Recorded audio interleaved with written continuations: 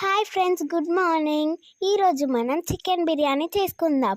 కావాల్సిన ingredients: stone flower, సాజీరా, దాల్చిన చెక్క, జాపత్రి, ఇలాచి, బగారాకు, మార్వాడి మొగ్గ, లవంగాలు, పచ్చిమిర్చి. ముందుగా మనం చికెన్ తీసుకుందాం.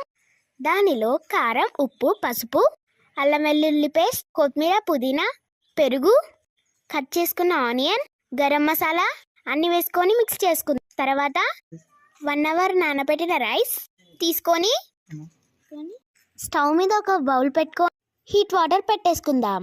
వాటర్ బాయిల్ అయిన తర్వాత ముందుగా చెప్పుకున్న ఇంగ్రీడియంట్స్ అన్నీ అందులో వేసేసుకుందాం. వాటర్ బాయిల్ అయిన తర్వాత నానబెట్టుకున్న రైస్ తీసేసుకొని ఇందులో వేసేద్దాం. రైస్ 70% ఉడికిన తర్వాత ముందుగా మ్యారినేషన్ చేసుకున్న చికెన్లో ఈ రైస్ వేసేద్దాం. తర్వాత నెయ్యి, పుదీనా, కొత్తిమీర, బాయిల్ చేసిన హీట్ వాటర్ అందులో వేసుకోవాలి. 20 మినిట్స్ తర్వాత బిర్యానీ రెడీ.